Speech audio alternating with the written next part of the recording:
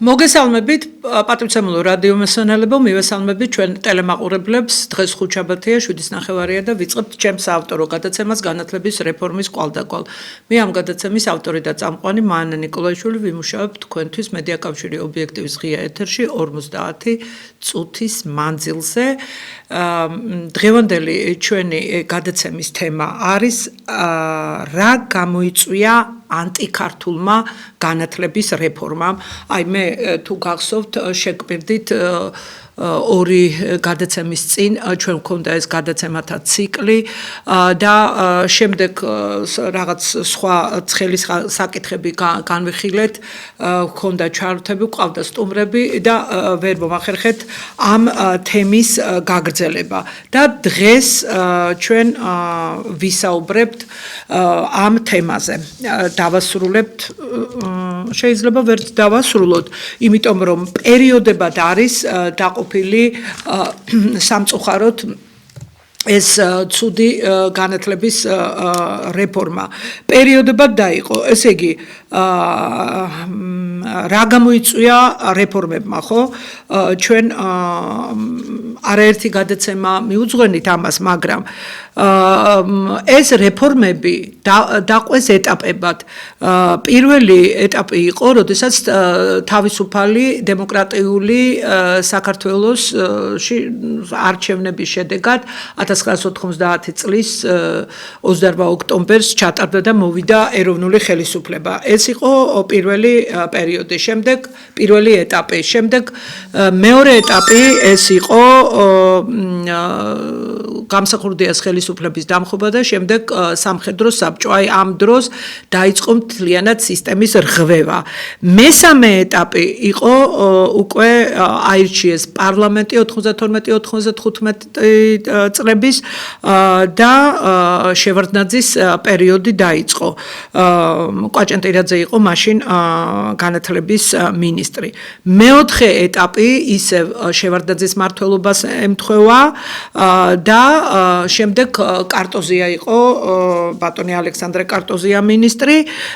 მეხუთე ეტაპი სააკაშვილის მმართველობა დაიწყო და ემთხვევა ეს მეხუთე ეტაპი და მოგეხსენებათ ლომაია იყო განათლებისა და მეცნიერების მინისტრი.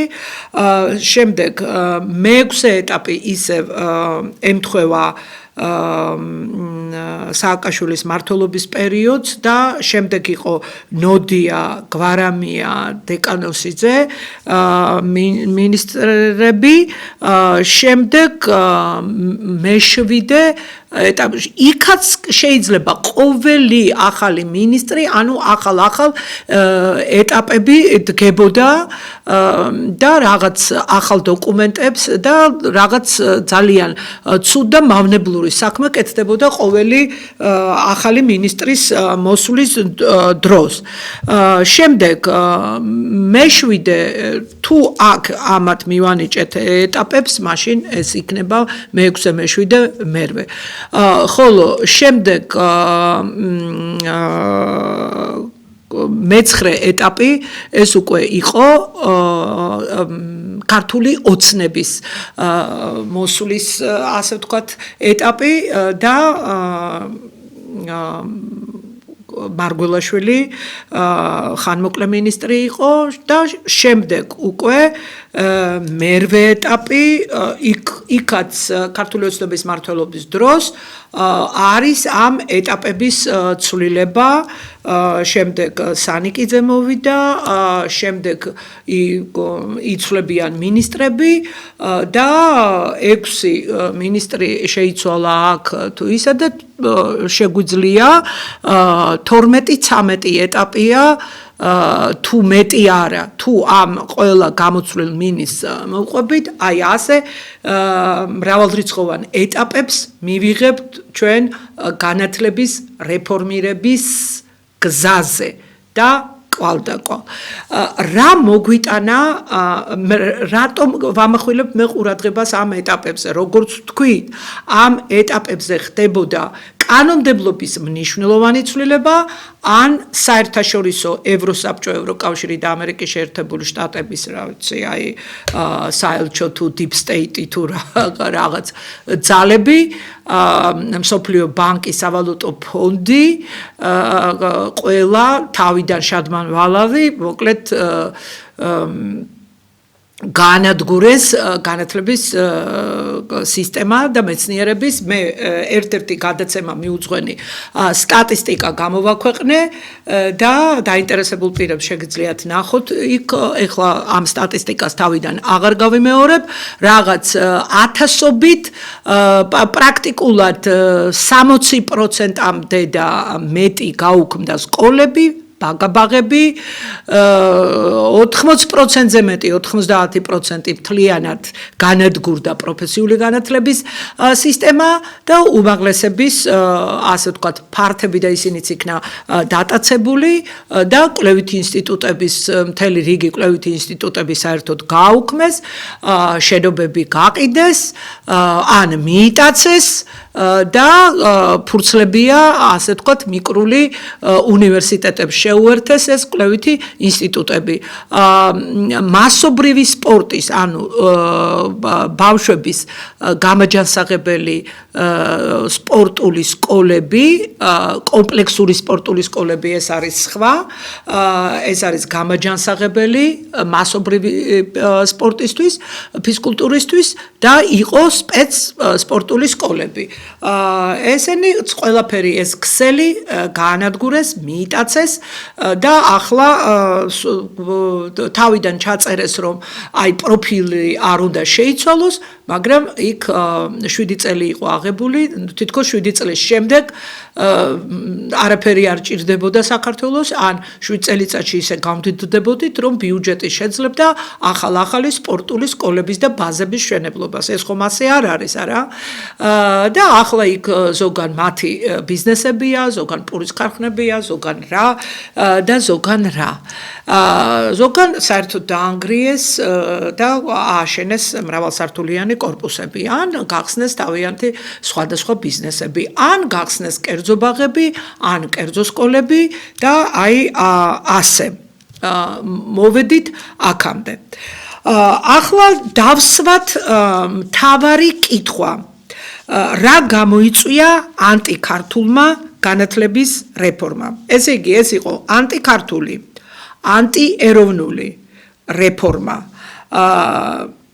ამის დამამტკიცებელი საბუთები არის უამრავი არაერთ გადაცემაში მე მისაუბრია და მოდი მივყვეთ ისტორიზმის პრინციპს და დავიწყოთ რეფორმის საწყისი ეტაპებიდან, ესე იგი საქართველოს განათლების სისტემაში არსებული პრობლემებისა და მათი გადაჭრის გზების შესახებ. ჩვენ დავიწყებთ ჯერ პრობლემებზე საუბარს. ეს არის, ესე იგი, ადრეული ეტაპებიდან დავიწყოთ. საქართველოს განათლების სისტემის რეფორმა წინააღმდეგობრივად მიმდინარეობდა და მიმდინარეობს. ვისაუბრებთ ორ დროში, წარსულში და აწყოში. თუ რაიმეა გამოსწორებული, პარალელს გავაკეთებთ, მაშინ ვიტყვით, რომ აწმყოში ამა თუ იმ საკითხთან დაკავშირებით კარგად გვაქვს თუ ცუდად საქმე. წარსულში და აწმყოში. რეფორმის მიზანს რა შეადგენდა? ამ კითხვას ვსვავდით თავიდან ყველა მოაზროვნე ადამიანი. ეს იქნებოდა საზოგადოების სხვადასხვა ფენის წარმომადგენელი, თვითონ განათლების, სასკოლო განათლების სისტემის, საუნივერსიტეტო განათლების სისტემის, პროფების თუ სკოლამდელი აღზრდის. ყველა და რაც თავარია საზოგადოება სვამდა კითხვას, რა შეადგენდა რეფორმის მიზანს. აქ არის მხოლოდ და მხოლოდ ერთი პასუხი, რომელიც დასტურდება ფაქტებით და ეს ფაქტები არის სტატისტიკა, რომელზეც ახლა მე თქვენ მოგახსენებდით და ერთი გადაცემა მივუძღვენი. ესე იგი, რეფორმის მიზანს შეადგენდა და შეადგენს საქართველოში განათლების შეზღუდვა.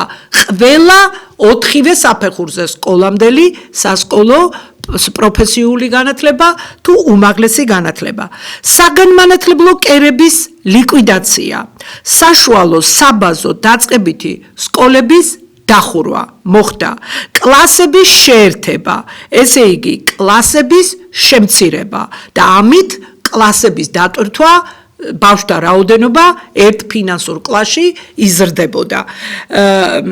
კლასის დატვირთვის ნორმატივების შეცვლა, ანუ უფრო ნაკლები იყო ბავშვების რაოდენობა ნორმატივებით, ეს კანონმდებლობით განისაზღვრება და ეს რეფორმები რომ დაიწყო პირველსავე ეტაპზე გაზარდეს კლასში მოსწავლეთა რაოდენობა. ეს რა თქმა უნდა პირდაპირ პროპორციულად მოქმედებს განათლების ხარისხზე, რაც უფრო ნაკლები ბავშვი ზის კლასში მოსწავლე, მით უფრო მაღალ ხარისხს მიაღწევს მასწავლებელი. აი ასე. შემდეგ სკოლების შემცირება. ვთქვით რომ 64%-მდე შემცირდა საქართველოში საერთოდ სკოლების რაოდენობა. 4500-ზე მეტი სკოლა იყო და დღეს არის 2080 ან ზოგიერთი სტატისტიკით 150 სკოლა. სკოლების შემცირება, სკოლების გაერთიანება, ასევე სკოლების დატვირთვის ნორმატივების შეცვლა. აი რომ დაიწყო რეფორმის სათავეებთან, ეს ყველაფერი ხდებოდა უცხოელი ექსპერტების რჩევებით. ეს ხდებოდა თვითონ სავალუტო ფონდის, მსოფლიო ბანკის, ევროპის რეკონსტრუქციის ბანკის და სხვადასხვა ბანკების და სხვადასხვა გრანტების მომცემი, ასე ვთქვათ, სახელმწიფოებისა და მათი წარმომადგენლების, ევროსაბჭოსა და ევროკავშირის რჩევებით, რომ საქართველოში ტოტალურად უნდა შემცირებულიყო საგანმანათლებლო დაწესებულებების რიცხვი 4-ვე საფეხურზე: სკოლამდელი, სასკოლო, პროფესიული და უნივერსიტეტები. აქაც სკოლების დატვირთვის ნორმატივები გაზარდეს. ესე იგი, მცირე კონტინგენტიანი სკოლები, როგორ იყო იცით ადრე, 3 ბავშვზე მაღალმთიან რეგიონში დაწყებითი სკოლა იხსნებოდა და ერთი ბავშვიც რო ყოფილიყო, სკოლა არ იხურებოდა. ამათმა 3 ბავშვი კი არა, განსაკუთრებით სააკაშვილი რომ მოვიდა, დაიწყეს რა 3, რის 3, ავიდნენ 50-ზე, მერე თქვეს რომ არა 50-ზე სკოლას ვერ გავხსნით, მერე ავიდნენ 100 ბავშვზე, მერე ავიდნენ 120 ბავშვზე, მერე ავიდნენ 150-ზე და დახურეს. აი ის 1120-ზე მეტი სკოლა რომ არის დახურული სააკაშვილის მმართველობის დროს, ზუსტად ამ სკოლების დატვირთვის ნორმატივების ბრძანებას ცვლიდნენ და ასე ხურავდნენ ამ სკოლებს. და მე ერთხელ მივეცი ინტერვიუ, ბევრი ინტერვიუებს ვაძლევდი საერთოდ ამ წლების განმავლობაში და ერთმა გაზეთმა ალიამ და ქრონიკა დიდი წინა გვერდზე გამოიტანეს სათაური, რომ თუ ნაციონალურ მოძრაობას არ გაუშვებთ ხელისუფლებიდან, ესენი ამ ნორმატივებს გაზრდიან და ბოლოს სკოლასაც აღარ დატოვებენ, ისეთი სისწრაფით ხურავენ სკოლებს მეთქინ. კი ბატონო, რომ არ გაეჩერებინათ ხალხს ხელისუფლებიდან გაშვებით, 600 ბავშვზე წავიდოდა ნორმატივი და იტყოდნენ, რომ აი 1000 ბავშვიანი სკოლა უნდა იყოს, წინააღმდეგ შემთხვევაში არ დააფინანსებს სახელმწიფო. აი ასეთი გეზი ჰქონდათ აღებული და ეს იყო ზუსტად უცხოელი ექსპერტების რჩევებით და საერთაშორისო ორგანიზაციების რჩევებით და რეკომენდაციებით. რა შედეგები მოაქვს განათლების შეზღუდვას? სვამდი ამ კითხვას და არაერთხელ მომიწია მე პარლამენტში გამოსვლა განათლების მეცნიერებისა და მაშინ ტექნოლოგიების და ახალგაზრდობის სპორტის კომიტეტი იყო, შემდეგ დაანაწილეს ეს და მიწევდა ხოლმე პერიოდულად გამოსვლა პარლამენტის შესაბამის კომიტეტში სხვადასხვა ხელისუფლებების დროს და რა შედეგები მოაქვს განათლების შეზღუდვას. ამას წლების განმავლობაში ვსვამდი ამ კითხვას და არა მარტო მე, ამას საზოგადოების ყველა თვალსაჩინო თუ რიგითი წევრი აბსოლუტურად ყველა სვამდა ამ კითხვას. და ფაქტების სახეზე გვაქვს. პირველი, განათლების შეზღუდვით იზღუდება საგანმანათლებლო ობიექტების შეზღუდვით იზღუდება განათლების მასობრიობა. მეორე, იწყება მოსახლეობის ზოგადი განათლების დონის დაქვეითება.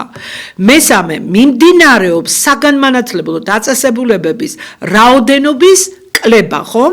მეოთხე, განათლების მუშაკთა რიცხვის შემცირება.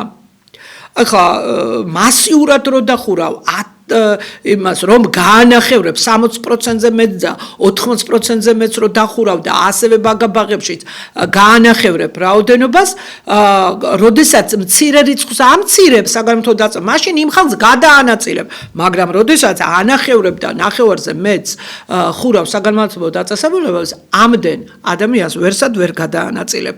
ამ ხალხს პერიოდულად ათასობით 50,000-ზე და სხვათა შორის ქართულმა ოცნებამ ჯამში ალბათ 14,000 პედაგოგი იქნება გაშვებული და კიდე დაემატება მაგას რიცხვი და 60,000-ზე მეტი პედაგოგი რეფორმის დასაწყისიდან დღემდე არის გაშვებული და თავიდანვე უცხოელებს ჰქონდათ დაგეგმილი ასე ვთქვათ მიცემული დირექტივა რომ 40,000 უნდა შეემცირებინათ. როგორც ხედავთ, გეგმა გადაჭარბებითაა შესრულებული. პირველსავე ეტაპზე 54,000-ზე მეტი პედაგოგი გაუშვეს, როგორც ხედავთ 40,000 უნდა გაეშვათ, ეს პირველსავე ეტაპზე და შემდეგ კიდე სააკაშვილის ხელისუფლებამ გაუშვა, ქართული ოცნების ხელისუფლება უშვებს. მნიშვნელობა არ აქვს ვინ არის ხელისუფლებაში, განათლებისა და მეცნიერების სფეროში არანაირი სასიკეთო ცვლილებები მე ვამბობ გლობალური ასე ვთქვათ მასშტაბით არ მიმდინარეობს, თორე ქართული ოცნება რომ მოვიდა, კი, გააკეთა ჯერ ერთი შეაჩერა ეს სკოლის ნორმატივების გაზრდა. ამის საფუძველზე გაჩერდა სკოლების დახურვა. მაგრამ მე აქავე მინდა შევახსენო ხელისუფლებას. 4 და 5 წელი რომ არის ზოგიერთი სკოლა ასე ვთქვათ დანგრეული, ძველი იყო, კი ბატონო გეთანხმებით, ავარიული იყო, მე ახლა კონკრეტულად ვსაუბრობ ნაძალადევის რაიონში დანგრეულ სკოლებზე.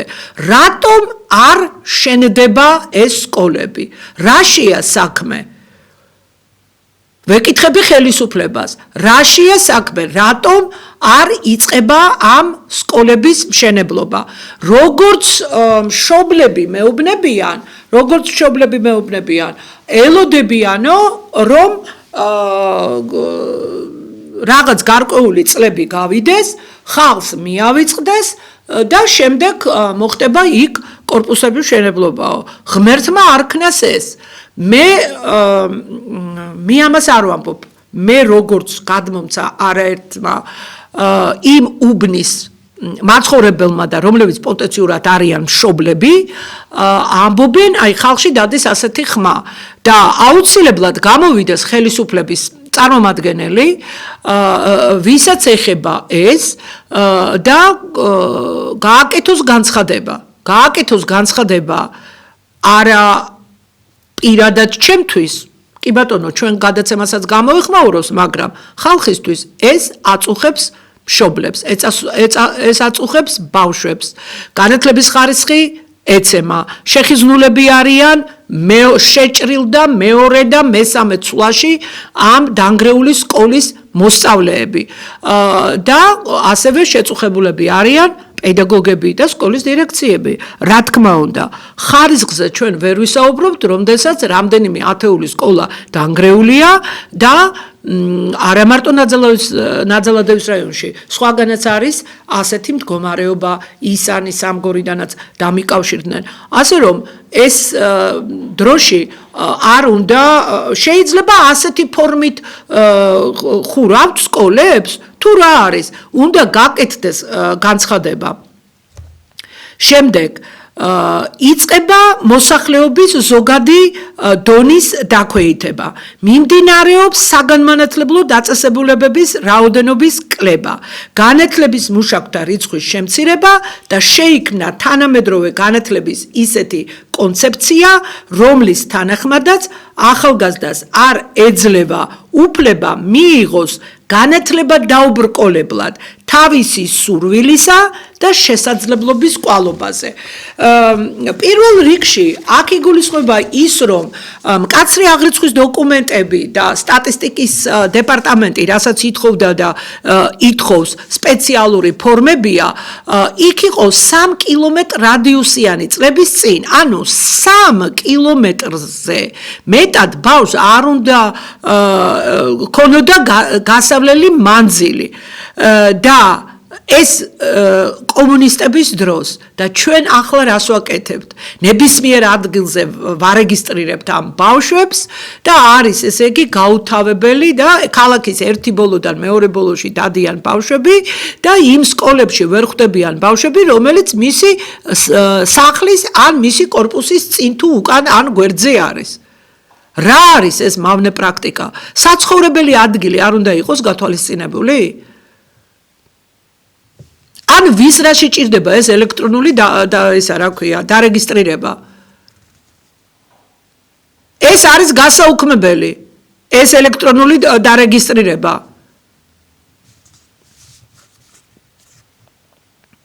ეს არის კორუფციის წყარო. შემდეგ რეფორმის პირველი ეტაპი მტკივნეულად წარიმართა.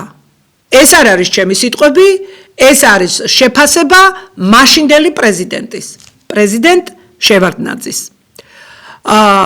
მტკივნეულად წარიმართა. მტკივნეულობაში არის ის, რომ ძირითადად სკოლების უმეტესობა დახურეს სოფლებში. და აი იმიტომ დაიცალა სოფლები. იმიტომ უმეტესობა წავიდა საზღვარგარეთ. სოფელში რო სკოლის ფუძეს მოშლი, იმ სოფელში ვინ დამაგრდება? ყველა მშობელი ფიქრობს, რომ შვილს მიცეს განათლება. და ელემენტარული და ისეთი მშობელი რომ იყოს და ოჯახი საერთოდ რომ არ ფიქრობდეს განათლებაზე, მაინც დისკომფორტი იქმნება. ყოველდღე პატარა ბავშვი თოლში, ქარში, ჭყაფში, უბედურებაში, ქარიშყალში თუ რაღაც საქართველოს უმეტესი რეგიონი წელს იყო ჩაკეტილი. 100-ია ყოველთვის მთაში. და ბარიც კი ჩაკეტილი იყო. და სოფლებში რო დახურეს ეს სკოლები, წავიდა ხალხი, აიყარა. გამოკეტეს სახლები. და წავიდნენ. ძალიან კარგად იცოდნენ იმ მთავრობებმა და იმ ხელისუფლებებმა, მე წარსულზე ვსაუბრობ, რასაც აკეთებდნენ და ვინც დაგეგმა ეს ჩვენმა უცხოელმა ბრჭყალებში პარტნიორებმა და ბრჭყალებში კეთილის მსურველებმა ძალიან კარგად იცოდნენ, რომ სკოლების დახურვის შემდეგ სოფლები დაიცლებოდა და დაიცალა კიდევაც. მასწავლებლები ტოტალურად შეამცირეს, სკოლები დახურეს. ხალხი თავისი მამაპაპუძიდან აიყარა. და ფასიანი სწავლება შემოიღეს, ამაზე მე ვისაუბრე ერთ-ერთი გადაცემის დროს და მტკივნეულად წარიმართა. აი ამიტომ შეაფასა მაშინდელმა პრეზიდენტმა აი ეს ტერმინი, აი ეს სიტყვები, იმიტომ თქვა, რომ მტკივნეულად წარიმართა. მტკივნეულად კი არა, ჩამოაქციეს საქართველოს განათლების და მეცნიერების სისტემა და განსაკუთრებით განათლების სისტემა. და საქართველოს მოსახლეობა დღეს არის განახევრებული კი არა, მეოთხედია უკვე დარჩენილი. ცივილიზებული სახელმწიფოების განათლების სისტემა კი წინ მიდის. როდესაც ტარდება პროგრესული რეფორმები, თვითონ რეფორმა ნიშნავს პროგრესისკენ წინსულას. და აქ საქართველოში ტარდება ანტირეფორმები. შედეგი რა არის? იზრდება განათლების მასობრიობა, იწყება მოსახლეობის ზოგადი განათლების დონის ამაღლება, მიმდინარეობს საგანმანათლებლო დაწესებულებების რაოდენობის გაზრდა, განათლების მუშაკთა რიცხვის მატება, იქმნება თანამედროვე განათლების ისეთი კონცეფცია, რომლის თანახმადაც ახალგაზრდობას აქვს უფლება მიიღოს განათლება ყოველგვარი წინააღმდეგობისა და შეზღუდვის გარეშე. აქ ფასიანია თითქმის ყველა საფეხურზე. მრავალწლიანი ბრძოლის შემდეგ ქართული ოცნების ხელისუფლება რომ მოვიდა, სკოლამდელი აღზრდის დაწესებულებები პრაქტიკულად გათავისუფლებულია გადასახადებისაგან. დანარჩენი ყველა პრაქტიკულად არის ფასიანი. ეს გრანტული დაფინანსება უმაღლეს სკოლაზე მაქვს მე საუბარი, ეს ძალიან მცირე რიცხოვანი რაღაც ნაწილი ფინანსდება. შემდეგ ასეთი სისტემებია ევროპის უმეტესობა ქვეყნებში ბიუჯეტი აფინანსებს განათლების სისტემას, ძალიან მაღალი პროცენტი ამერიკის შეერთებულ შტატებში ფინანსდება, იაპონია და დონე ძალიან პრიორიტეტია იქ განათლება, იაპონია, გერმანია, საფრანგეთი, ინგლისი და სხვა ქვეყნები. რა შეგვიძლია აქედან დავასკვნათ? ჩვენს ქვეყანაში, საქართველოში მიმდინარე რეფორმა და რაც ჩატარდა, ხასიათდებოდა ნგრევის სინდრომით. და დღესაც ასე მიდის. შეფასება სახელმწიფო საგანმანათლებლო პოლიტიკის ძირითადი მიმართულებები იყო ანტიეროვნული, ანტისახელმწიფოებრივი, გამანადგურებელი. ახლა როგორ არის? ახლაც ასეა. ჩვენ განათლების ეროვნულ რეფორმას ჯერჯერობით არ ვატარებთ. არც სასკოლო რეფორმას, არც სკოლამდელი აღზრდის, არც პროფესიული და უმაღლეს სკოლაში პრაქტიკულად რეფორმები არც ჩატარებულა.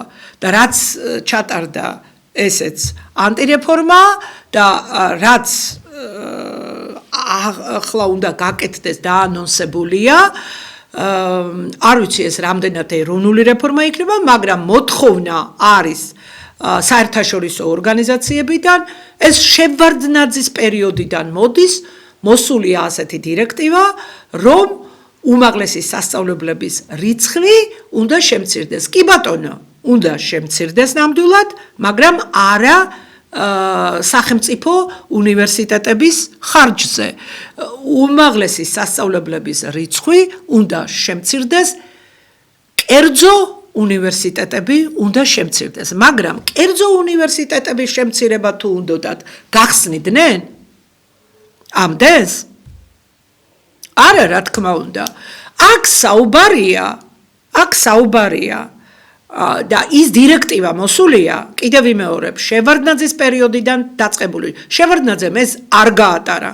მე მინდა იცოდეს საქართველოს მოსახლეობამ. არ გაატარა.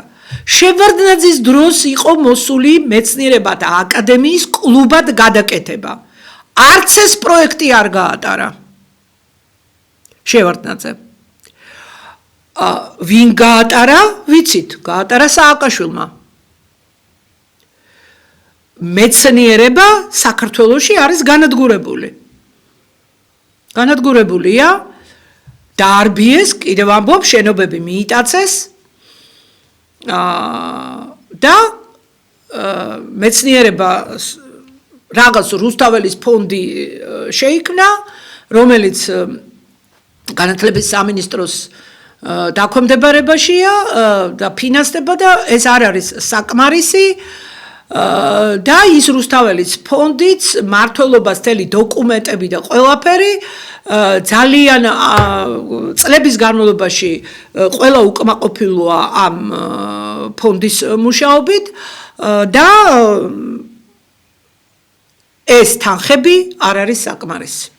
და ამას არ ქვია მეცნიერების დაფინანსება და ის უნივერსიტეტები რომ გადასცეს უმაღლეს სასწავლებლებს ჩვენ ქვეყანას ამის გამოცდილება არ ქონია და მთავრობა არ ატარეს არც წინა ხელისუფლებას და არც ამ ხელისუფლებას კვლევები არ ჩატარებულა რა გამოიწვია ამ სამეცნიერო საკვლევო ინსტიტუტების მიერთებამ გადაცემამ საუნივერსიტეტო სივრცეში.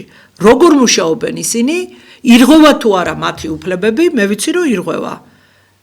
არაერთ მეცნიერს ქონია ჩემთან საუბარი და ადრე მომყავდა ეს ინსტიტუტების დირექტორები. დაუბრუნდები მე ამას შევეცდები რომ მოვიყვანო ისინი ან მომავალ სეზონში განვიხილოთ დეტალურად ეს საკითხები თითოეული ინსტიტუტის სამეცნიერო კვლევითი ინსტიტუტის საკითხი. საუნივერსიტეტო რეფორმის ასე ვთქვათ საწყისებთან ვდგევართ. რა იქნება, როგორ იქნება, ყოველ შემთხვევაში სააკაშვილს ჰქონდა მცდელობა, რომ გაეტარებინა ეს საუნივერსიტეტო რეფორმა, მაგრამ დამარცხდა, ვერ გაატარა და დაანება თავი. ზუსტად ეს რეფორმა ჰქონდა დაწყებული, რომ გამოყარა ეს ისინი და თბილისის სახელმწიფო უნივერსიტეტს ებრძოდა გააფრთებით.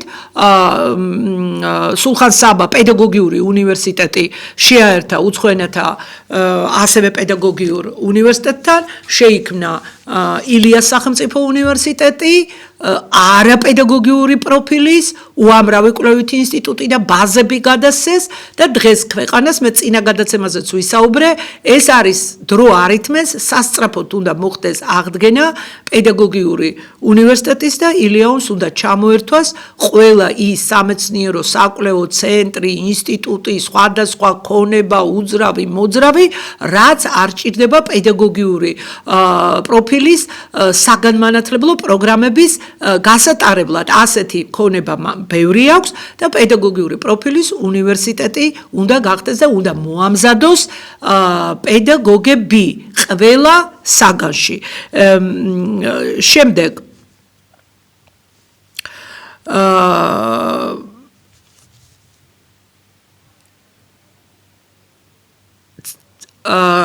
ეს ძირითადი მიზეზები, რომლებმაც განათლების სისტემაში მიმდინარე რეფორმა აი ასეთ შედეგებამდე მიგვიყვანა და ასეთ შეფასებას იმსახურებს,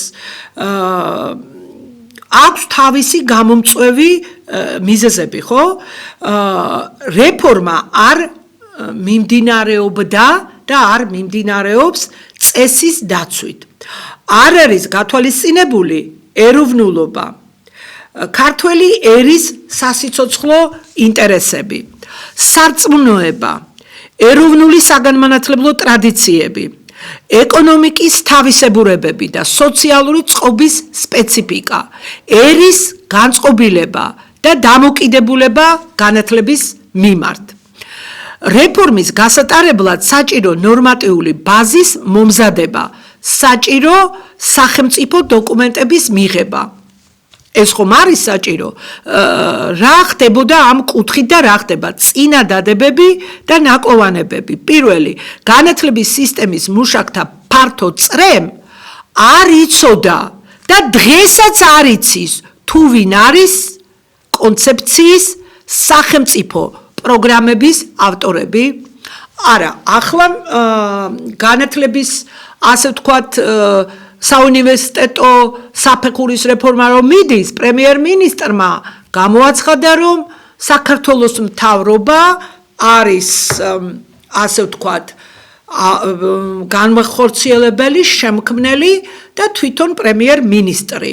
ანუ ეს მთავრობა აკეთებს, მაგრამ მთავრობა ვერ გააკეთებს, განათლების ექსპერტები არ არიან. ხო და ნამდვილი პერსონები, ვინც ამას ეს უნდა გააკეთოს, არ ჩანს. დოკუმენტები დაიდება და ამას გაიზიარებს ან არ გაიზიარებს მთავრობა, მაგრამ ის რომ მთავრობამ შექმნას სამუშაო დოკუმენტები ან რეფორმის კონცეფცია ეს მთავრობას არ შეუძლია. არა, პრემიერ-მინისტრს შეუძლია თვითონ, იმიტომ რომ საკმაოდ დიდი ხანია მუშაობს განათლების სისტემაში და ექნება შესაბამისი ცოდნა გამოცდილება და ნიჭიერი კაცია და სხვა მასალებსაც მოიძებდა, მაგრამ მაინც განათლების ექსპერტი არ არის და ეხლა ძალიან დიდი სფეროა ეს, მე რა რო ერთი საფეხურია. ამისი დრო პრემიერ-მინისტრს არ აქვს. ამიტომ ეს მასალები და ეს კონცეფცია და ეს ყველაფერი დოკუმენტთა პაკეტი უნდა გააკეთოს სხვებმა, მაგრამ ეს სხვები ახლაც არ ჩანს. და რაც კეთდებოდა პირველი ეტაპიდან და ყველა ეტაპზე, ამ დოკუმენტების შემქმნელები არ ჩამდნენ. რატომ არ ჩანენ, იცით? იმიტომ რომ არაფერი არ იქმნება საქართველოში. ეს გამანადგურებელი დოკუმენტები მოდის უცხოეთიდან და ამათ ავალებენ, რომ აღასრულონ. დიდი ინგლისურიდან გადათარგმნონ ამათმა. და ძალიან ცუდად ნათარგმნი დოკუმენტები იყო. აი ეს ვინ არის განათლების სისტემის რეფორმატორები და ვინ იყვნენ განათლების სისტემის რეფორმატორები რეალურად ეს ქართველმა ერმა დღემდე არ იცის აი მე 13-ზე მეტი ეტაპი ჩამოვთვალე ვინ არის ლიდერი და ვინ იყო ლიდერი ამა თუ იმ ეტაპებზე განათლების რეფორმის არც ეს არ არის ცნობილი არც ერთ ეტაპზე საქართველოს განათლების სისტემაში მიმდინარე საგანმანათლებლო ქსელის ოპტიმიზაცია შემცირებით ფაქტობრივად არის უკან სვლა და დღემდე გრძელდება ანუ არის ასეთი მოთხოვნა რომ უნივერსიტეტების რიცხვი თუ შემცირდება უამრავი ქონება ანუ უძრავი ქონება შენობები გამოთავისუფლდება თუ კამპუს ააშენებენ და საერთოდ სხვა ადგილზე გადაიტანენ ამ უნივერსიტეტებს ასეთი სურვილი აქვს საერთაშორისო ორგანიზაციებს დღემდე ეს საქართველომ არ გაატარა და იმედი მაქვს რომ ამ ეტაპზეც ეს რეფორმები არ გატარდება რეფორმები შემცირების და გაერთიანების კონსოლიდაციის მიმართულებით უნდა გატარდეს არა სახელმწიფო სექტორში, არამედ კერძო სექტორში. შემდეგ მე ერთი გადაცემა მიუძღვენე საქართველოს კონსტიტუციის ძველი ვარიანტის, ძველი კონსტიტუციის 35 მესამე მუხლის განხილვას, აი კონკრეტულად იმ კუთხით ფასიანი ფორმა რომ შემოიღეს, სწავლება კონკრეტულად სასკოლო ეტაპზე და უმაღლესი პროფესიული დღესაც ასე არის ფასიანი რა ეწერა დაწყებითი განათლება სავალდებულოა აი ეს მუხლი ჩაწერეს კონსტიტუციაში და ეს არის უკან სვლა 1921 წლის კონსტიტუციური ნორმა იყო ეს და ჩადეს თავისუფალი დამოუკიდებელი საქართველოს კონსტიტუციაში რატომ ვკითხულობ რატომ როდესაც წინა კონსტიტუციაში სანამ საქართველოს დამოუკიდებლობას მოიპოვებდა კომუნისტების მმართველობის ბოლო წლებში ჩვენ გვქონდა კონსტიტუცია ასეთი განათლების კუთხით რომ საყოველთაო საშუალო განათლება იყო სავალდებულო საყოველთაო ეს ნიშნავს იმას რომ ყველა ბავშვს უნდა დაემთავრებინა საშუალო სკოლა. არც ერთ მშობელს არ ქონდა უფლება, რომ ბავშვი ჩამოცილებულიყო საშუალო სკოლას. მას პასუხი მოეთხოვებოდა. და საერთოდ სახელმწიფო უზრუნველყოფდა ყველაფერს. ვისაც არ ქონდა შესაძლებლობები, იყო ტალონური სისტემა, ეს ვრცელდებოდა როგორც კვებაზე, ასევე ყველაფერზე. სოციალური დახმარება ეძლეოდა. ჯერტი ესეთი ოჯახები არც იყო მაშინ. რომ ბავშვი მაგალითად სკოლაში ვერ გაეშვათ იმის გამო, რომ ან არ ქონდა რვეული, ან წიგნი, ან ფეხსაცმელი, ან ტანსაცმელი, ან საჭმელი, ან რაღაცა, მაგრამ იყო ტალონური სისტემა და ეძლეოდა ეს ბავშვის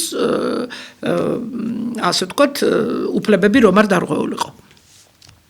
რატომ ჩაწერეს ეს? ესეც იყო საერთაშორისო, რომ დაწყებითი განათლება, ესე იგი, საყოველთაო საშუალო განათლებაზე იყო აწყობილი მთელი ქვეყანა. ანუ ეს კეთდებოდა 5 წლედების დროს. ჯერ კიდევ დიდი ილია ჭავჭავაძე და ჩვენი ქართველი განმანათლებლები ჩაუდგნენ სათავეში, დაიწყო წერა-კითხვის გამავრცელებელი საზოგადოებიდან, შემდეგ საკვირაო სკოლები იყო, შემდეგ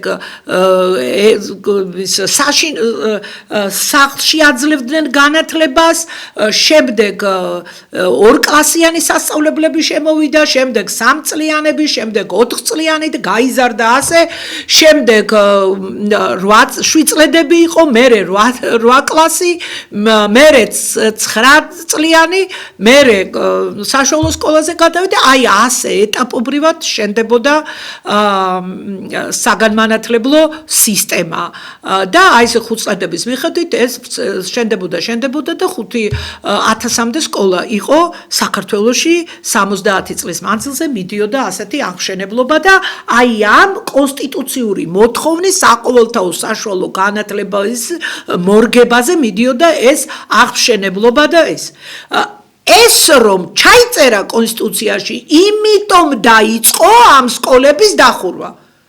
იმიტომ ხურავდნენ საშუალო სკოლებს, საბაზო სკოლებს, 9 წლიან და სკოლებს. გესმით? აი მე მივმართავ ჩემს ერთგულ რადიომსმენელს და ტელემაყურებელს. გაეხსნათ რომ იტყვიან ხელფეხი. აი ეს ჩაწერეს. ანუ მტერი რას აკეთებდა ძალიან კარგად იცოდა. შეგნებულად ყველაფერი იყო დაწყობილი და აი ესე ამაგრებდნენ თავიანთ ბნელ ზრახვებს და მტრულ ზრახვებს დოკუმენტებით. ამის შემდეგ რა მოხდა? მასობრივი საერთოდ განათლებით ფასდება ერის განათლების დონე. ის კი არა რომ შენ რაღაცა გარკვეული პროცენტი ყავს ძალიან განათლებული ფენა. არა. ერის განათლების დონე ამით არ ითვლება. ანუ მასობრივი განათლება უნდა შეიტანო მასებში.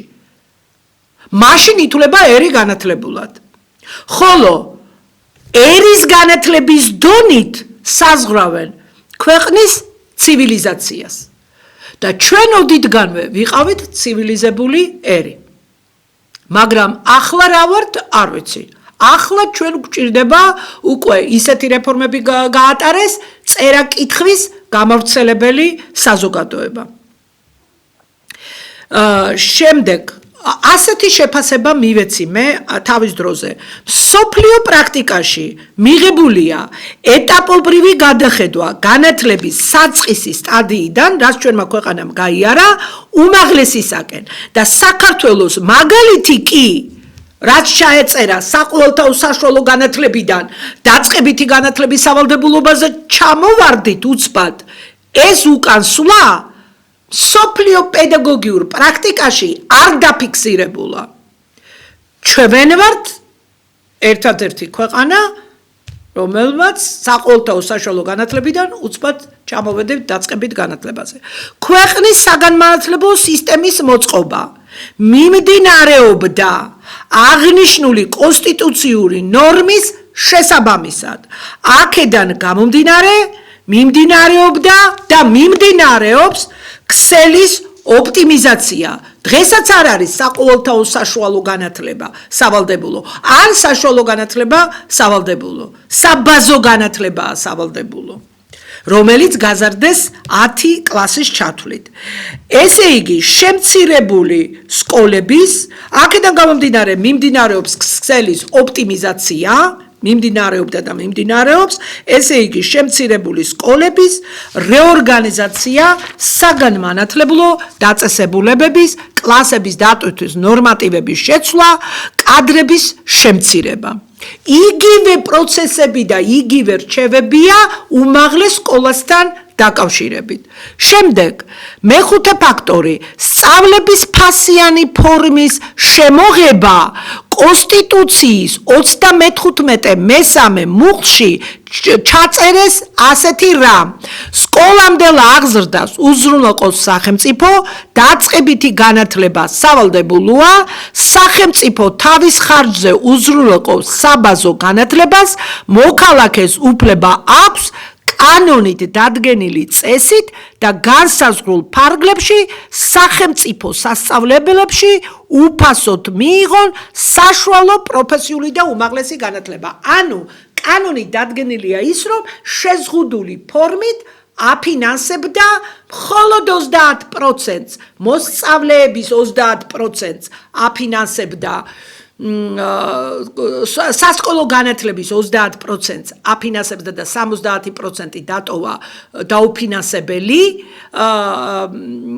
და მესამე საფეხური გახდა ფასიანი და მაშინ მოგეხსენებათ ხალხი საქართველოს არ ქონდა თვითონ ბიუჯეტი ოჯახებს საიდან ექნებოდათ ისეთი მდგომარეობა იყო და ბავშვები ვეღარ აგრძელებდნენ სწავლას უფულობის გამო პროფესიულშიც და უმაღლესი განათლება დიდი დოზით არის ფასიანი. შეფასება სახელმწიფო სასწავლებლებში დაშვებულია უფასო და ფასიანი სწავლების ფორმები, რაც ყოველდღე დაუშვებელია. არ შეიძლება ეს მახინჯი ფორმა ერთხელ და სამუდამოდ საქართველოს განათლების სისტემიდან უნდა ამოიძირკოს. როგორ შეიძლება სახელმწიფო დაწესებულებაში, საგანმანათლებლო დაწესებულებაში იყოს ფასიანი და უფასო სწავლა? არ შეიძლება ეს. შემდეგ, კონსტიტუციის 35 მესამე მუხლი წინააღმდეგობაში მოდიოდა კონსტიტუციის 35 პირველ მუხლთან. ეს ძველი ვარიანტს ვიხილავ მე კონსტიტუციის. ნახეთ, რატომ არ შეიძლება. ყველას აქვს განათლების მიღებისა და მისი ფორმის არჩევის უფლება. ესე იგი, განათლების ერთნაირი უფლება ეს კი პირობებსაც ერთნაირს უნდა გულისხმობდეს. წინააღმდეგ შემთხვევაში ირღვევა ერთნაირი უფლება. და პირობები როგორ არის ერთნაირი, როდესაც შენ აწესებ ფასიან და უფასოს ერთი და იგივე სახელმწიფო საგანმანათლებლო დაწესებულებებში. ვთქვათ, სახელმწიფო შეუძლია დააფინანსოს 30%. ამ შეღავათით 100%-მა უნდა ისარგებლოს. 70% გადასახადი 100%-ზე უნდა განაწილდეს. მეექვსე ფაქტორი. მოსწავლე ახალგაზრდობის უფლებები დაირღვა მაშინ, როდესაც სწავლის საფასურის დაწესება ქაოსურად მიმდინარეობდა. სწავლის საფასურის დადგენის წესი როგორ უნდა შეემუშაობინათ სამინისტროების, ეკონომიკის, განათლების, ფინანსთა სამინისტროების მიერ კანონის პროექტის მომზადება უნდა მომხდარიყო პრეზიდენტისათვის, ხოლო ეს უკანასკნელი საკანონმდებლო ინიციატივის წესით წარადგენდა პარლამენტში, რომელიც მიიღებდა კანონს. რაც არ მოხდა იმ ეტაპზე, ეს არის კონსტიტუციის დარღვევა და ვისაც როგორ უნდოდა, ისე აწესებდა გადასახადს. განათლების კანონი მიიღეს, შემდეგ კიდევ უფრო მძიმე სიტუაციაში ჩააყენა განათლების სისტემა და ეს კანონი იყო ანტიკონსტიტუციური, სამწუხაროდ ჩვენი დრო ამოიწურა და გავჩერდეთ აქ და გავაგრძელოთ შემდეგ გადაცემის დროს მე მგონა ამოვწურავდი, მაგრამ იმდენად დიდი და გლობალური საკითხია, რომ ვერ ამოვწურეთ. დღევანდელი მედიაკავშირი ობიექტივის პირდაპირ ეთერში მიმდინარეობდა ჩემი საავტორო გადაცემა განათლების რეფორმის კვალდაკვალ. მე ამ გადაცემის ავტორი და წამყვანი მანანა ნიკოლაიშვილი ვმუშაობდი თქვენთვის. ამ გადაცემას გაიმეორებენ შაბათს 5-ის ნახევარზე და გადაცემის თემა იყო რა გამოიწვია ანტიქართულმა განათლების რეფორმამ. ჩვენ გავაგრძელებთ ამ ეტაპებზე, ამ 13 ეტაპზე და მეტ ეტაპზე საუბარს. ნახვამდის მომავალ შეხვედრამდე.